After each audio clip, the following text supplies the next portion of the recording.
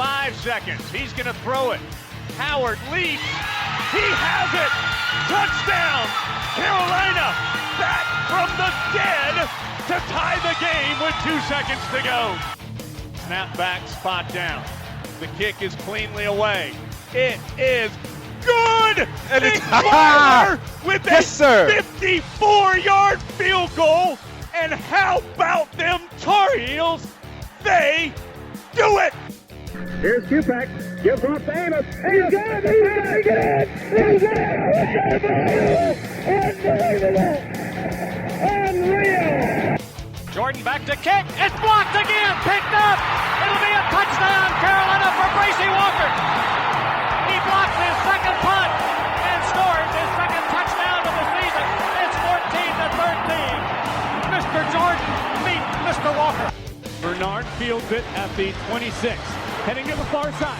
Gio at the 35. Gio, he's at the 50. No, he's not. Yes, he is. Gio is going to take it for a touchdown. Are you kidding me?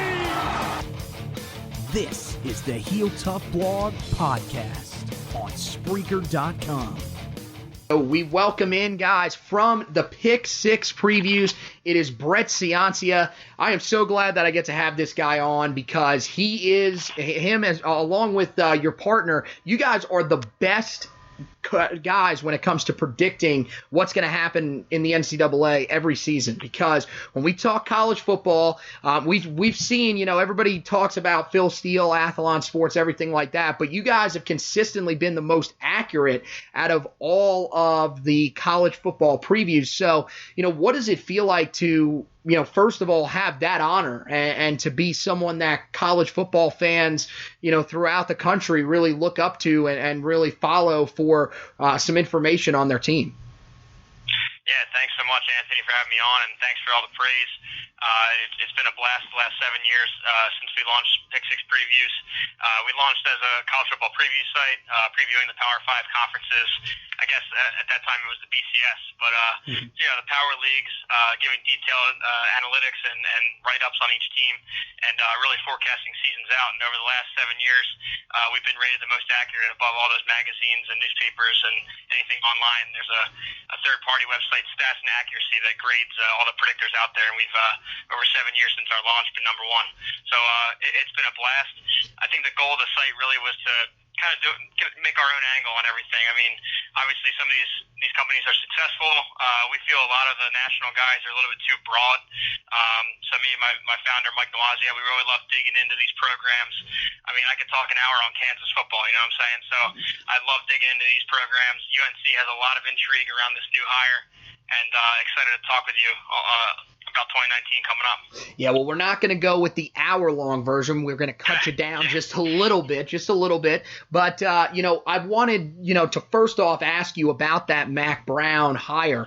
There were a lot of people that were a little on the fence about it, but, I think just looking at the hire, it made a lot of sense for where the Tar Heels are, and then when you see the staff that he brings together for what they could be down the line, do you see it kind of the same way, or is this one of those ones that you kind of are left scratching your head saying there were some other guys out there, maybe like a Scott Satterfield or, someone else that may have caught your attention? No, I think you nailed it on the head there. So, I mean, I noticed a lot of the national pundits just throw a one-liner at this, like, Mack's too old, or like Mack's, he's out of touch with modern football. I mean, that's such a lazy take. You got to really dig into this because Mack Brown, historically, you'd call him a CEO-type head coach where, he gives a lot more, he delegates a lot more responsibility down to his coordinators and the rest of his staff. He puts on the good face of the program, wins over recruits with his persona, and the whole bit. So you see all of that coming to fruition. You can't just grade it on Mack Brown's name alone. You have to dig into this staff and see what he's done. And we're going to break down both sides of the ball in the show. But I mean, very quickly, I mean, the Phil Longo hire, definitely cutting edge offensively with the air raid. Jay Bateman also cutting edge with the the hybrid type players, the positionless football. So we'll dig into both of those on each side of the ball. But yeah, I think it's a great hire. It makes a lot of sense. I think it's created a ton of buzz around UNC. You see that UNC is in the top 10 or top 12 in the 2020 recruiting rankings right now. Just a ton of buzz. I saw the spring game had a ton of big visitors, something that isn't really common to happen at a UNC spring game. So I think it's a lot of positive momentum. I think the coordinator hires were great, and we'll dig into it more. Yeah, well, let's just quickly talk about that recruiting that you mentioned. And right now, inside the top 10 in both of the major recruiting sites' rankings, they've got 24/7 Sports has them in 10th, and Rivals has them in 9th as of right now. So when you look at that impact from Mack Brown's return, I mean, he's gone into the state of Texas and gotten a guy. He's gone into the state of Arkansas. So we're not just talking about him reestablishing himself in North Carolina. He's really gone back to the places where he had a lot of success. Is he seen as a guy that right now is, sort of a threat on the recruiting trail to some of these big-time programs, if not the big-time programs, at least some of the middle-level programs or the teams that are on the fringe of competing for, a playoff spot? Yeah, I think definitely he's a force in recruiting, but more so his staff, like I said.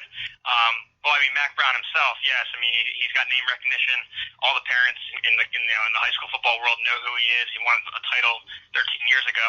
Not many guys have done that over that span, right? So he has the name recognition right away.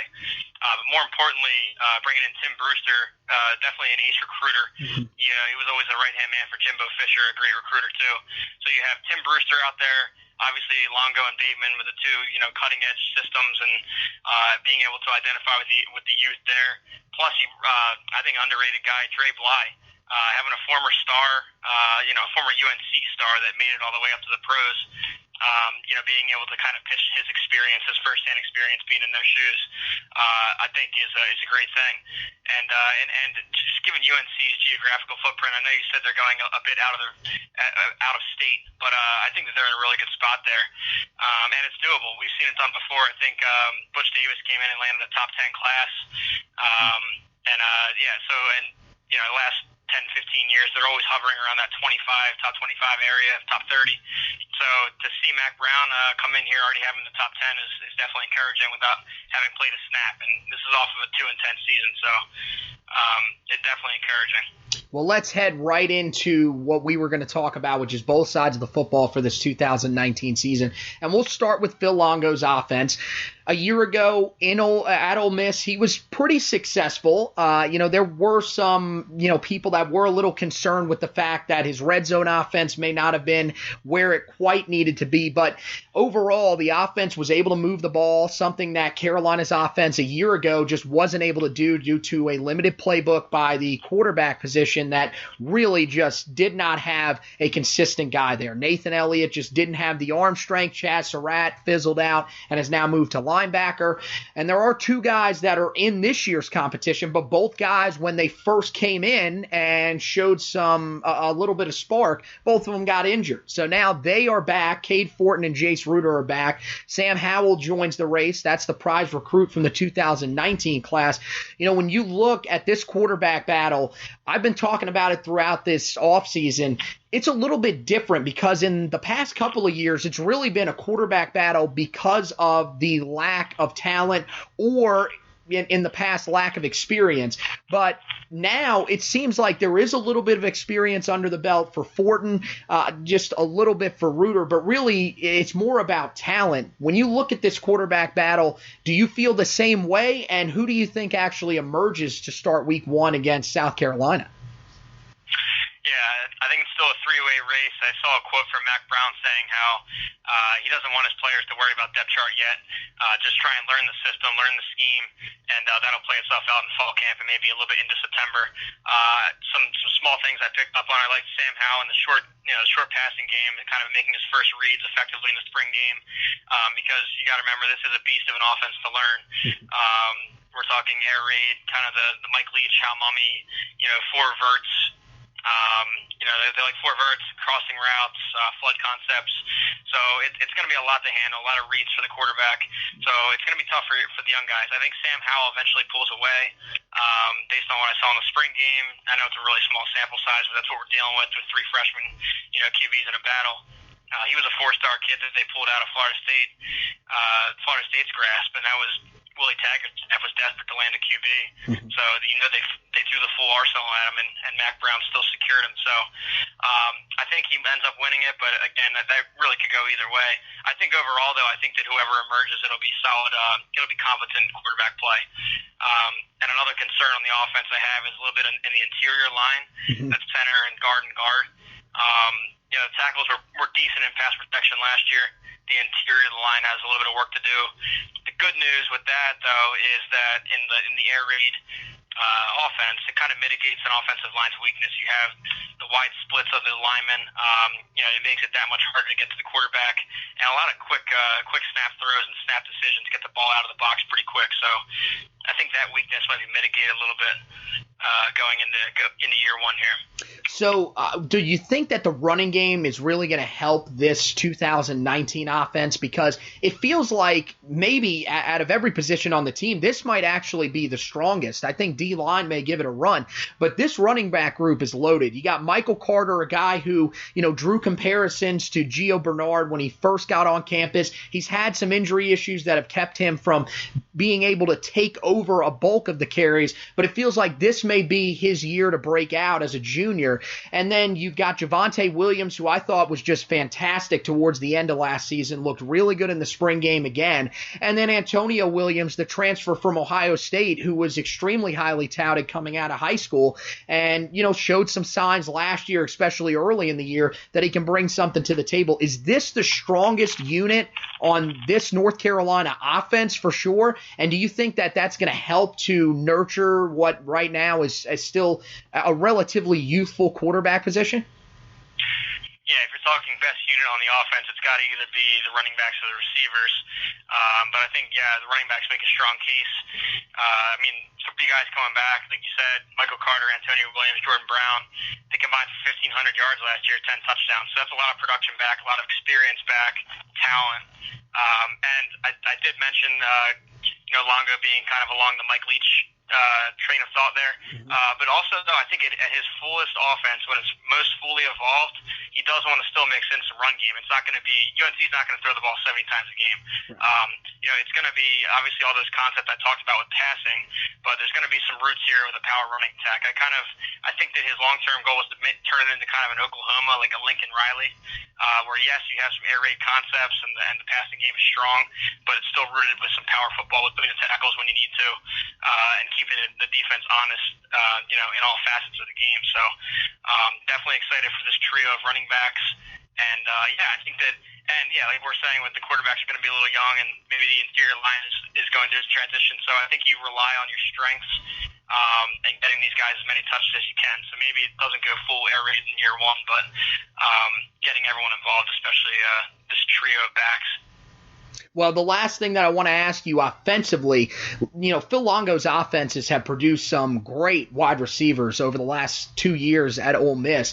This past year was just an absolute, just a stack group with A.J. Brown, DK Metcalf, and DeMarcus Lodge. Carolina's got some talent at wide receiver, and I think that the guy that's going to benefit the most from it is Daz Newsome. Is that kind of how you see it as well? Do you think that he's going to be the guy that's going to take the biggest step forward out of all the wide receivers? Yeah, he could be the guy. Another name I'm hearing that they moved Corey Bell over to the slot, and in this offense, it's pretty unique in that a lot of the routes are actually variable, right? It's not as much drawing plays in the sand. It's kind of you're running your route and kind of breaking it off based on the coverage, and there's an understanding between the QB and the QB and the receivers, just to get open and find open grass. So I think these little slot receivers are going to benefit more than the outside type receivers, just because there's so many variations of routes and little undercut routes and just getting open in space. So I'm pretty excited to see that. I would have loved to see Anthony Radcliffe-Williams stay, but the early declaration there for the NFL hurts. But yeah, I think there's enough guys around I think what's going to happen here in year one, I think they're going to learn a few concepts and just hammer the heck out of them and just master those concepts. It might not be the fully evolved offense in year one, but if they can really just nail down a few route concepts and passing concepts, I think it'll be great going forward. Talking to Brett Ciancia of Pick Six Previews.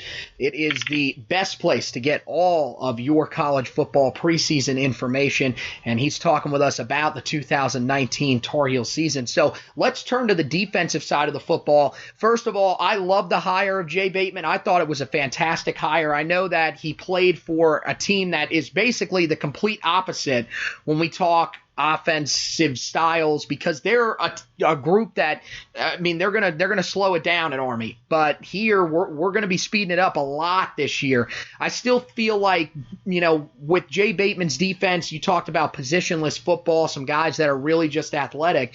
It really could have a nice effect on what this Carolina defense is able to do, as opposed to what they've been able to do the last few seasons under Larry Fedora, which is not really a whole lot, if we're being really honest. But when you look at this defense, I think depth is one of the biggest issues with this defense, especially at linebacker and at safety.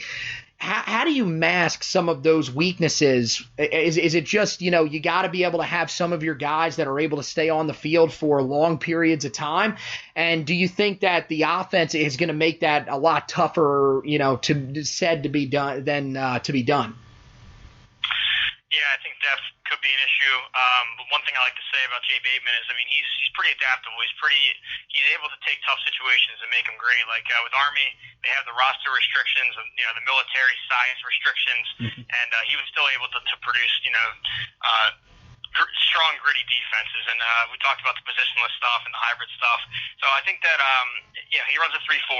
I think that when you talked about some depth issues across the field, I think he's just going to try and get the 11 best athletes on the field. Obviously, you have your certain specs you need along the D line, but it's going to be a lot of athletic play out there and kind of plug and play. Have guys rotate from that rush edge over to outside backer, back to safety even. I saw with the transfer portal that UNC got hit pretty hard defensively, losing 5 defenders. It did get 4-star Cameron Kelly out of there, but it seems like a net loss with the portal this year. And it'll be pretty young, too. You have the top 3 tacklers are gone from last year, and UNC ranks just number 76 in returning defensive production. So a solid rebuild on his hands. But bigger picture, I think it's a great hire. And I think that UNC fans should, with a grain of salt this year, the expectation level, because this defense is going through its 3rd new scheme in 4 years. That's tough to pick up. You had Chizik with that conservative bend don't break 4-3. Then you had Papuchis running that Pelini style 4-2-5. I think they call it the peso style. And then you bring in Bateman. So yeah, it'll be an adjustment. But Bateman himself is a great hire. He was a Broyles Award finalist 2 of the last 3 years at Army, which is given to the best assistant coach in the country. And underrated, he has some roots within the state here. So he spent 5 years at Elon, and he's been recruiting within the state of North Carolina for 15 years. So he's got roots. I think overall it was a genius pick. And again, it gets back to what I said at the top about the Mac Brown hire. You had to really grade it on the coordinator and the staff, not so much Mac himself. And I think so far he's aced it. There are some guys that are standouts on this defense. It's huge to get a guy like Aaron Crawford back. You got Timon Fox, who will probably be playing more outside linebacker than hand-in-the-dirt defensive end this year. Jason Strobridge, I thought, took a nice step last year. So the defensive line really seems to be the strength. And then there are some talented guys out at the cornerback positions, really like Patrice Rene, as well as the nickelback Trey Morrison. So, is there, enough talent here where you think that this unit could, end up, could it keep itself from, forcing some issues to where Carolina's not able to win games? Because we've seen that over the last couple of years where they've made so many mistakes that they've ended up losing games. One that comes to mind last year was the game on the road against Duke, where they just could not stop anything that Daniel Jones and that offense was able to do. Do they have enough talent to where they can get out of their own way? Yeah, there's a good list of guys you mentioned there. Another guy, Miles Dorn, at free safety too. I think you said the D-line is a strength. I probably agree. And then next up would be the secondary. The starting secondary. The depth might be an issue. But yeah, you're right. I think it's all up from last year, especially in the rushing defense last year, finishing 111th in rush defense. But more so, we look at other stuff too. Yards per carry is kind of a better metric, and they were still 110th there. Explosive rush, being able to defend against the long play, they were 117th. So just the breakdowns. I bet a lot of that was Pitt. The more I think, look at that stat right there. I think the defensive breakdowns need to come to a halt. But like we said, I think that Bateman will find enough pieces to get enough athletes on the field around. Kind of the counterpoint to this whole these new schemes is that the other coaches in the Coastal and across the ACC, they have they don't have as much experience playing against and scheming against these kind of guys. So I think they can come up and surprise some people. I see that they're kind of the trendy pick to finish last in the Coastal across the country. I disagree with that. We'll see if they can catch some teams off guard in year one. Talking to Brett Ciancia of Pick Six Preview. So now let's look at the schedule here. When I first looked at it earlier this year when it was first released, I immediately focused on that early part of the schedule because there is a little bit of an interesting stretch there where I think Carolina has to get something done. I mean, they've got to beat Wake Forest. They've got to beat App State. Those two, I think, are must-wins early on in the schedule. And then I think you have to beat either South Carolina or Miami because it doesn't look as of right now that you're in position to beat Clemson. I mean, you never really know. We've seen it in past years where Clemson has fallen to a team like Pittsburgh the year that they went to the national championship in 2016 and won. But, one would think that that's not going to end up happening. When you look at this schedule, is the early part of the schedule really the most important part? Is it necessary that they get off to a 3-2 start or at least a 2-3 start in order to get some momentum rolling for this season? I think that, like you said, the schedule is definitely front-loaded, and I'm actually taking the opposite angle on this, where you see with first-year coaches, especially ones that are going through massive scheme changes offensively. Two examples I could think of are last year UCLA Chip Kelly and Nebraska Scott Frost. I think they both started 0-6, 0-7 or something like that, and once October and November rolled around, they got their guys in the right spots and really fully learned the offense. They had those things rolling. Looking at this schedule, I think, some of your toughest games are at the beginning anyway. So I think you probably lose against South Carolina, lost to Miami, definitely lose to Clemson. I have you guys winning one of the two out of the Wake Forest and App State. I don't really know much about App State, though, to fully be, to be honest here. We don't cover the group of five. I just know that they're a strong brand, and but with Satterfield moving on to Louisville, I'm not sure where they're at. Either way, it'll be a tough one. But I see the second half of the schedule with a lot more winnable games. I think you beat Georgia Tech, who's going through a serious we're talking transition here. I mean, their offense over there is just being blown to pieces. Right. So I think you beat Georgia Tech. But really what I have my eye on with UNC is those last three games. I think you go through 9 games, you go through 2 bye weeks, and I think you come out in November with the offense really humming. And by then you've found your quarterback of the 3, and he has some solid playing time and conference playing time under his belt. I think you go into those last 3 games and you win them all. I think you beat Pitt, who I'm actually really pessimistic on last year. According to our game grader formula, they really should not have won that division. So Pitt, I think you beat them. Mercer is one of those FCS wins. And then NC State, honestly, we put a tweet out this weekend. They lose so much offensively. I mean, they lose Ryan Finley, a 3 or 4 year starter, 1,000-yard rusher, 2 1,000-yard receivers, the coordinator, 3 All-American linemen. So I think NC State's also winnable at the end. So if you can muster up a win or 2 out of that middle section against Virginia Tech, Duke, and UVA, I think a bowl game is definitely on the table. Here's the final question that I'll ask you, and then we'll let you go. When you look at what you would consider to be a successful second tenure in Chapel Hill for Mack Brown, what do you look and envision that to be? Because I think it's kind of all over the place. There's some that think with especially how he's recruiting right now, this team should be challenging for a playoff spot by the time he's leaving. There's others that say as long as he returns this team to winning 7 to 8 games a year, then that would be satisfactory. Where do you see that line where people will consider it successful falling? Oof, I mean, that's a tough one. I guess it's all about perspective, because right now UNC football is, kind of in the dumps after Fedora leaving. So I think year one, a good success would make a bowl. I mean, if you can make a bowl, even if you don't, if you show that you're improving as the season goes on, the offense, you can see the concepts are coming together.